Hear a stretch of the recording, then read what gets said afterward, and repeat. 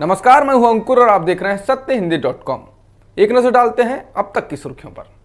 आज पेट्रोल और डीजल के दामों में फिर से बढ़ोतरी हुई है। आज पेट्रोल और डीजल की कीमत में 35 पैसे की बढ़ोतरी की गई है, जिसके बाद दिल्ली में पेट्रोल के दाम 98 रुपये 11 पैसे प्रति लीटर हो चुका है और डीजल के दाम भी 88 रुपये 65 पैसे प्रति लीटर हो चुके हैं। इसके अलावा मुंबई में पेट्रोल की कीमत ने एक और रिकॉर्ड तोड़ दिया है। अब मुंबई में पेट्रोल 104 रुपये 22 पैसे प्रति लीटर बिक रहा है और डीजल 96 रुपये 16 पैसे प्रति लीटर हो चुका है। इसके साथ ही आज की बढ़ोतरी के बाद बिहार की राजधानी पटना में भी पेट्रोल 100 रुपये के पार हो गया है। कम से कम 11 ऐसे राज्य या केंद्र शासित प्रदेश हैं जिनमें पेट्रोल की कीमत 100 के पार चल रही है। जम्मू कश्मीर के पूर्व मुख्यमंत्री और नेशनल कॉन्फ्रेंस के नेता उमर अब्दुल्ला ने कहा कि अनुच्छेद 370 की बहाली की मांग करना मूर्खतापूर्ण होगा। उमर अब्दुल्ला ने प्रधानमंत्री मोदी और जम्मू कश्मीर के 14 वरिष्ठ नेताओं के साथ बैठक के एक दिन बाद इंडियन एक्सप्रेस से बात करते हुए कहा कि बीजेपी को अनुच्छेद 370 को हटाने के अपने राजनीतिक एजेंडे को पूरा करने में 70 साल लग गए। हमारा संघर्ष अभी शुरू हुआ है। हम लोगों को ये कहकर मूर्ख नहीं बनाना चाहते हैं कि हम इन वार्ताओं में 370 वापस ले लेंगे। ये उम्मीद करना मूर्खतापूर्ण होगा कि 370 वापस आ जाएगा। वर्तमान सरकार द्वारा इसे बहाल करने का कोई संकेत नहीं दिया गया है। नेशनल कॉन्फ्रेंस के नेता उमर अब्दुल्ला से जब ये सवाल पूछा गया कि क्या नेशनल कॉन्फ्रेंस ने अनुच्छेद 370 की बहाली की मांग को छोड़ दिया है, इस पर अब्दुल्ला ने जोर देकर कहा कि गुरुवार की बैठक में इसे नहीं रखने का मतलब ये नहीं है कि नेशनल कॉन्फ्रेंस ने इसे छोड़ दिया है। हम इसे कानूनी, शांतिपूर्ण और संवैधानिक रूप से आगे बढ़ाएंगे। हम योजनापूर्वक तरीके से लड़ रहे हैं। इसके खिलाफ हम सर्वोच्च न्यायालय में लड़ रहे हैं, जहां हमारे पास अधिकतम मौके हैं। कृषि कानूनों के खिलाफ दिल्ली के बॉर्डर्स पर आंदोलन कर रहे किसान आज देश भर में राज्यपालों के आवास तक जाएंगे और ज्ञापन देंगे। आज किसान आंदोलन के 7 महीने पूरे हो चुके हैं।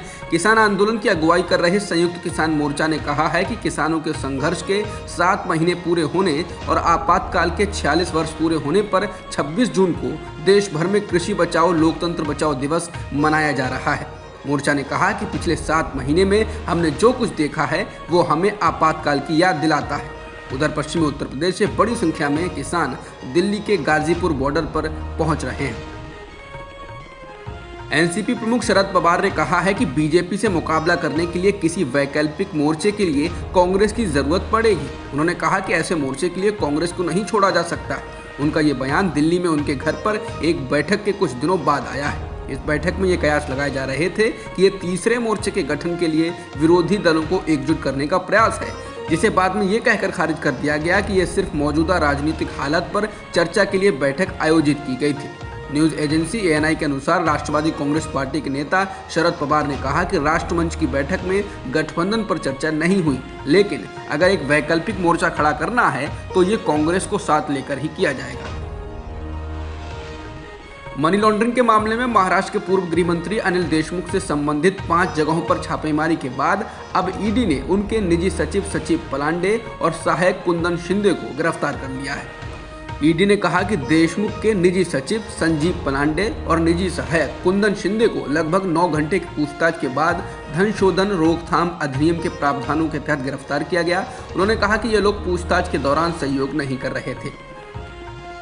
केंद्रीय मंत्री रविशंकर प्रसाद ने शुक्रवार को आरोप लगाया कि उनके अकाउंट को ट्विटर ने करीब 1 घंटे के लिए ब्लॉक कर दिया। उन्होंने कहा कि ट्विटर ने इसका कारण डिजिटल मिलेनियम कॉपीराइट एक्ट का उल्लंघन करना बताया। इसके बाद एक बार फिर से बीजेपी की सरकार ट्विटर पर हमलावर हो गई। वहीं इस बीच कांग्रेस के वरिष्ठ नेता और सूचना प्रौद्योगिकी पर बनी संसदीय समिति के अध्यक्ष शशि थरूर ने भी कहा कि उनके साथ भी ट्विटर ने ऐसा ही किया और उनके एक ट्वीट को डिलीट कर दिया था। थरूर ने कहा लेकिन बाद में उनका अकाउंट फिर से शुरू किया गया। थरूर ने कहा कि ट्विटर से इसका जवाब मांगा जाएगा। थरूर बोले कि ट्विटर से यह भी स्पष्टीकरण मांगा जाएगा कि भारत में कारोबार करते हुए वह किन नियमों एवं प्रक्रियाओं का पालन कर रहा है। भारत में पिछले एक दिन में 48,698 कोरोना संक्रमण के नए मामले दर्ज किए गए हैं और 1,183 लोगों की मौत हुई है। इसके साथ ही देश में कुल मृतकों का आंकड़ा 3,94,000 से अधिक हो गया है और सक्रिय मामले 5,95,000 से ज्यादा हैं।